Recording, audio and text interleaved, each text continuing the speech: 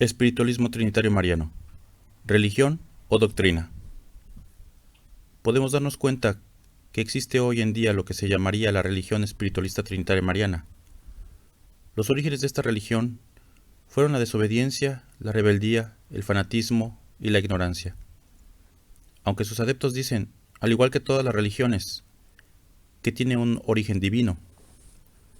Sus adeptos reclaman que inició en 1866 con Don Roque Rojas, cuando la realidad es que inició en el año de 1950 o un poco antes, cuando algunos, por ignorancia o conveniencia, se opusieron a Dios y planearon no acatar su voluntad de que la comunicación del Padre a través del entendimiento del hombre terminaría precisamente al finalizar ese año. Entre las prácticas de esa religión, podemos encontrar una enorme mezcla de cultos materializados según las ideas que existen en otras religiones, como prácticas espíritas, limpias, hechicerías, imágenes, rezos, cánticos católicos y de otros templos, vendimias, uso de agua bendita o bálsamo, donaciones, ritos, ceremonia, mentiras, negocio, manipulación, jerarquías, etc. A sus lugares de reunión les llaman templos o casas de oración y enseñan que México es la Nueva Jerusalén. Sus médiums, que también son llamados facultades y portavoces, son poseídos por espíritus de tiniebla, quienes engañan a los feligreses haciendo creer que es su Dios, o seres de luz, los ángeles, quienes se manifiestan ante ellos. Sus curaciones generalmente son a base de limpias, donde sacuden al enfermo con hierbas y huevos mientras recitan rezos. También usan agua bendita o bálsamo de curación, con la cual además se limpian o barren al entrar a sus templos, a veces mezclada con una loción. Es común ver que las personas llevan recipientes diversos llenos de agua, la cual es considerada bálsamo de curación después de terminadas las cátedras que reciben. Poco se practica entre ellos la oración, pues lo que allí se promueve son los rezos, esto es, repeticiones de fórmulas, según la usanza católica, o entregadas a través de sus médiums, las cuales repiten constantemente para diversos pedimentos y a veces según las fechas de sus celebraciones, pues ellos tienen celebraciones religiosas en diferentes fechas del año. Al igual que el resto de las religiones, la idolatría es común. En sus templos tienen imágenes o representaciones como la llamada escala de Jacob o el ojo avisor de Dios, fotos de Don Roque Rojas, veladoras, flores, y en algunos recintos tienen copias de la imagen pintada siglos atrás por un indígena mexicano llamado Marcos, y que por la gente es conocida como la Virgen de Guadalupe. Al iniciar sus reuniones, sus cánticos interminables son detenidos únicamente por una serie de rezos también muy largos, para dar luego la palabra a sus portavoces, quienes empiezan a experimentar sacudimientos u otros signos propios de la posesión o trance mediúmico causados por los espíritus de tiniebla que los toman para dar su mensaje. No todos sus médiums son poseídos, o mejor dicho, no todos sus portavoces o facultades son médiums, pues entre ellos hay quienes solo repiten mensajes que aprendieron antes, o hablan de lo que en ese momento se les ocurre, y solo se diferencian de los adivinos y videntes en que ellos hablan de Dios en primera persona del singular, y en un lenguaje castellanizado. Sus mensajes regularmente son consejos generales de poca esencia e imaginación considerando lo repetitivo de ellos. Algunos manifiestan como lecciones nuevas conceptos aprendidos en libros o en las cátedras contenidas en el libro de la vida verdadera. No es prudente que alguien asista a esos lugares con una grabadora de imágenes o de voz, pues allí muchos creen que es una falta de respeto a Dios y algunos pueden ser agresivos con el que se atreva a usarlos dentro de sus templos. En contraste, otros se exhiben en internet y podemos ver sus videos en YouTube. Los guías de esos centros, que a veces llamamos recintos de rutina o recinto en desobediencia, generalmente son personas ignorantes de la responsabilidad y carga que se echan a cuestas con tan gran engaño que hacen a las personas. Aunque también existe una minoría, quienes con conocimiento de la farsa que viven y enseñan, se aprovechan de la credulidad e ignorancia de nuestro pueblo, imitando también en eso a otras religiones. Mas el pueblo, en su mayoría es inocente, como nuestro Señor, este pueblo es burlado. En su necesidad se le escupe en el rostro y por precio se le entrega una gota de bálsamo para que se alimente. Este pueblo, que aún espera a su Señor y que aún sintiendo en su espíritu la caricia de su madre vuelve a ser engañado, explotado, escarnecido. Si en el pasado este pueblo fue explotado y engañado con la idolatría impuesta por la religión de Roma, hoy vuelve a sufrir el engaño. y la explotación de estos seres ignorantes que le presenta a su padre miserias y vanidades. Grande es la responsabilidad de quienes ostentan cargos en esa religión y engañan a sus hermanos. Y también grande es nuestra responsabilidad, pues somos nosotros quienes debemos de buscar rescatarles. Fue el domingo 17 de diciembre de 1950 en la cumbre del Cerro de Atache, población de Tasco, estado de Guerrero, de la República Mexicana, donde se produjo uno de los mayores actos de desacato a la voluntad divina.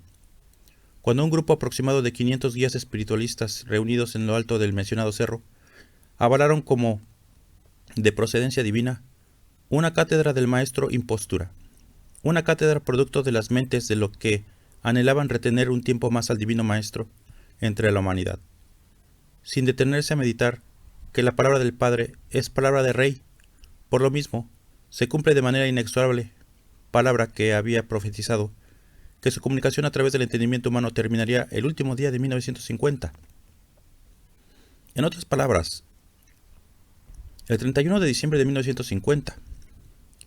En resumen, en la referida cátedra, el maestro impostura da a conocer a guías, portavoces y pueblo en general su deseo de permanecer junto a ellos hasta que todos se hallen debidamente preparados en su doctrina, ya que tanto él como sus huestes espirituales seguirán comunicándose a través del entendimiento humano más allá del último día de 1950, aún hasta nuestros días. Entonces, así como la idolatría traicionó a la ley, el Padre en la primera era, así como la desilusión traicionó al amor, al Hijo en la segunda era, así en el cerro de Latache, el tradicionalismo religioso del pueblo traicionó a la sabiduría, el Espíritu Santo. En esta, la tercera era espiritual de la humanidad.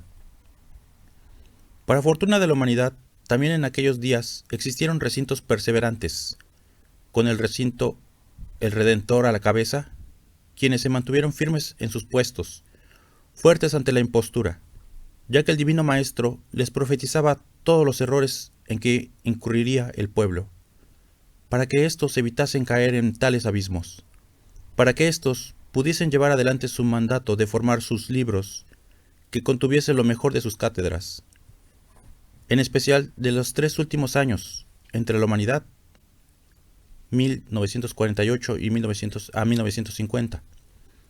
Así también con todas aquellas cátedras que desde 1866 hasta 1950, Elías, María, el mundo espiritual de luz, había entregado a la humanidad.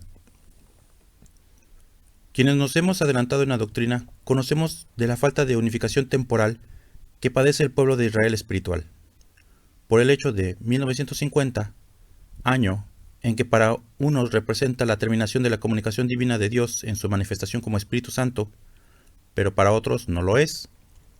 Este año ha tomado relevancia entre los distintos grupos espiritualistas en la actualidad. Unos se preguntan qué sucedió realmente, otros más se cuestionan el hecho. Hay quienes no dudan de que Dios esté todavía comunicando por el entendimiento del hombre y la mujer, pero otros tampoco dudan de que lo que hoy se escucha por medio de un portavoz es falso. ¿Quién tiene la verdad? ¿Qué hacer entonces? ¿Qué se puede recomendar? Lo más aconsejable es que cada uno que se esté preguntando o cuestionando lo de 1950 no cierre su discernimiento, que la mente esté abierta a lo que se dice, no solamente dentro de un recinto espiritualista trinitario mariano, sino también muy importante fuera de él, de hermanos que ya no acuden a recinto alguno, pero que siguen y practican la doctrina. El no cerrar nuestro entendimiento sobre este tema nos hará más reflexivos, nos dará más conocimiento de lo que está sucediendo y, lo más importante, nos dará más seguridad en este camino espiritual. 1950 es un año que será recordado por toda la humanidad.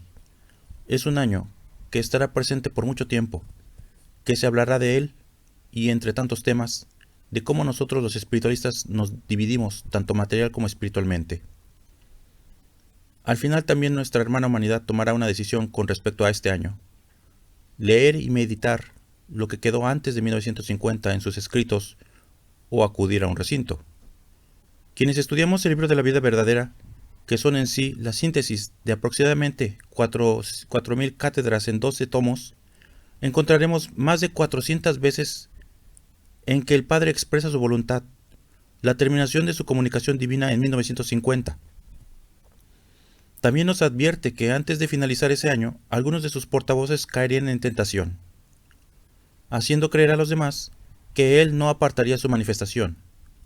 Esto se da principalmente por una cátedra que se entregó el 17 de diciembre de 1950 en el Cerro del Atache, Taxco Guerrero. En esta cátedra, donde acudieron gran cantidad de recintos espiritualistas, el Padre manifiesta en su voluntad de que el Maestro siga irradiando su enseñanza. Pero el 31 de diciembre, también en cátedra, el Maestro da su adiós para siempre. ¿Cómo es esto posible? Que se dé tal contradicción. Tanto la cátedra del Cerro de Atache como la cátedra que se entregó el último día de 1950 lo pueden encontrar en libros o en la red. Existe el audio original del 31 de diciembre y lo pueden escuchar en YouTube o leerla en la última enseñanza del libro de la vida verdadera, la 366. El pueblo espiritualista está entre dos voluntades, en sí ante dos dioses, uno proclamando que seguirá manifestándose y el otro dando su despedida, para nunca más tomar el entendimiento humano. ¿A quién seguir?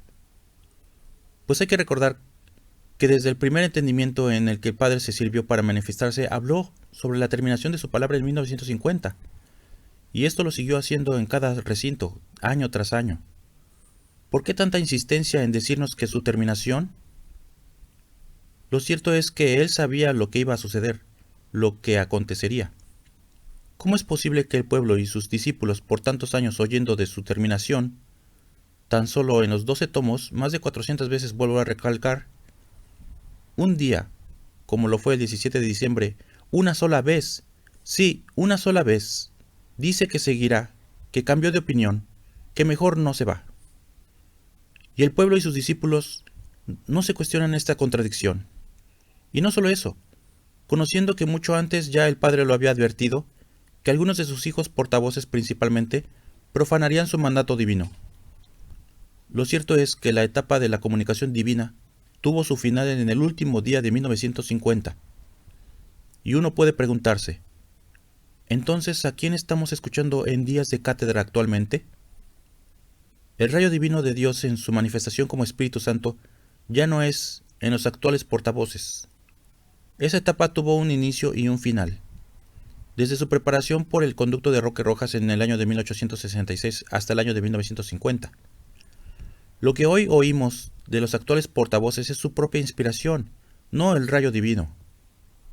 Por eso podemos encontrar tantas diferencias de recinto a recinto, incluso de lo que un portavoz manifiesta por sus labios de otro portavoz del mismo recinto. Esa inspiración que tiene, no todo es luz. Si ellos se conducen en el bien, en el amor y la virtud, su inspiración será grata, deleitable para nuestro oído. Pero si su corazón y pensamiento están apegados a la pasión, pues lo que manifestarán por sus labios no será de luz. Por ello, la importancia de discernir lo que se escucha actualmente en los recintos, ya que no todo es luz. Hay algunos portavoces que han aprendido del conocimiento espiritual de diversas fuentes, y esto lo expresan en días que les toca entregar al pueblo.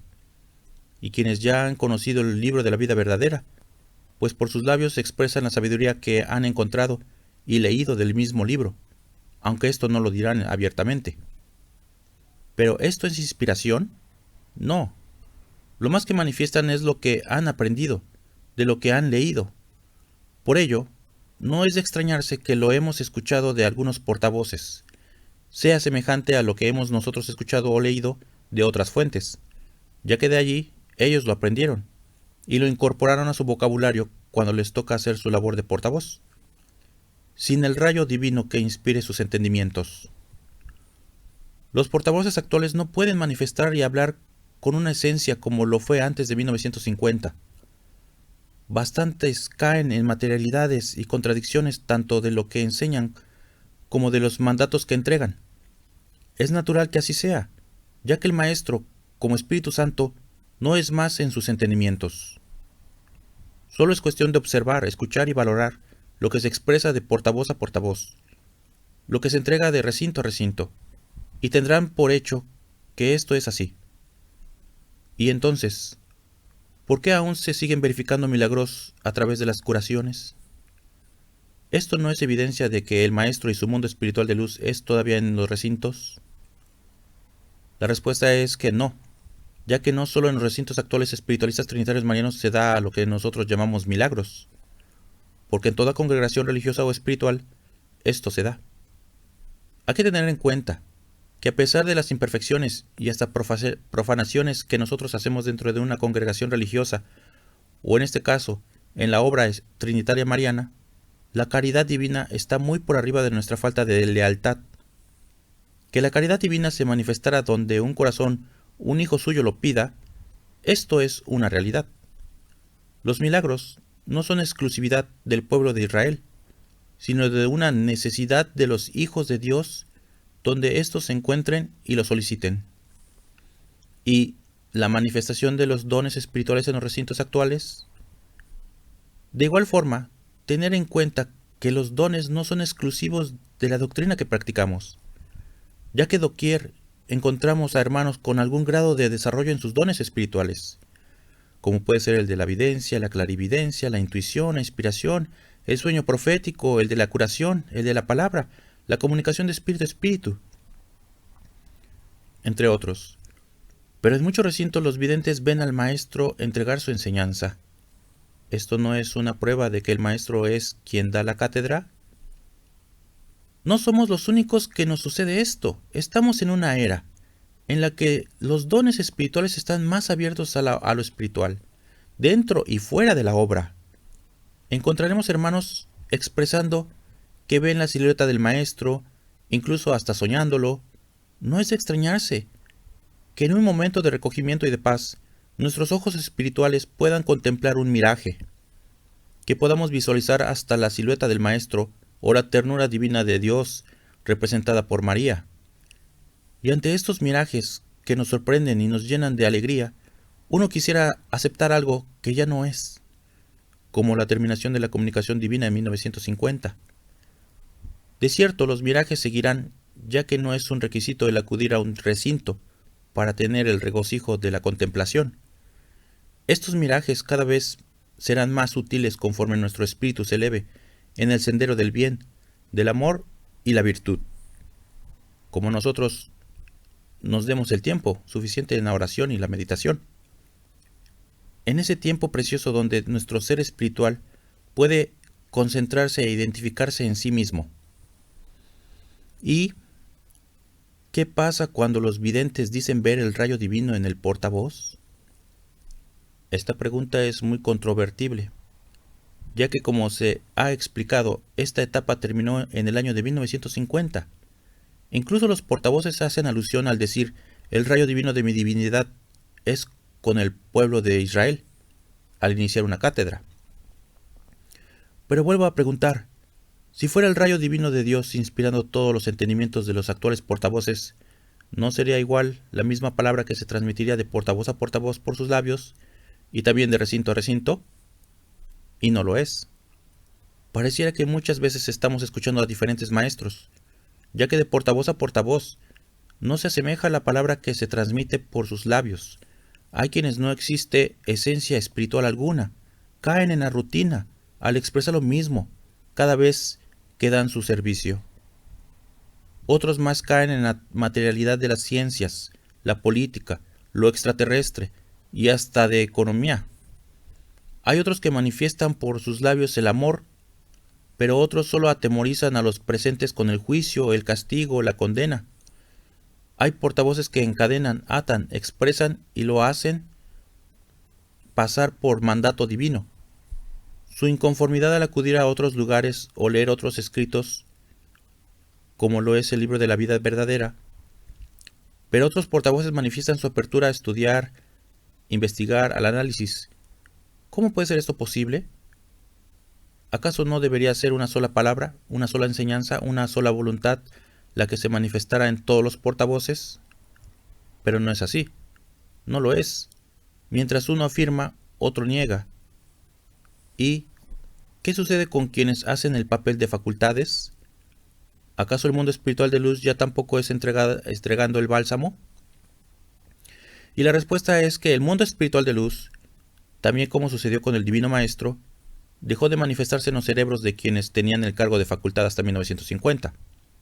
Pero no hay que menospreciar lo que después de ese año se ha verificado en los recintos en que tantos y tantos hermanos nuestros han encontrado alivio en sus aflicciones materiales como espirituales.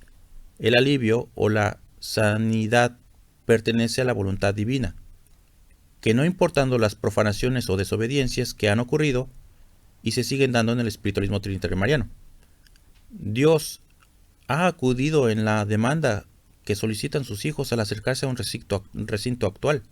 El mundo espiritual también ha sido, pero ya no a través de las facultades. Este mundo ha influido en su caridad espiritual desde el plano que le corresponde. En el presente no hay ni una sola facultad que en su cerebro se esté manifestando el mundo espiritual de luz.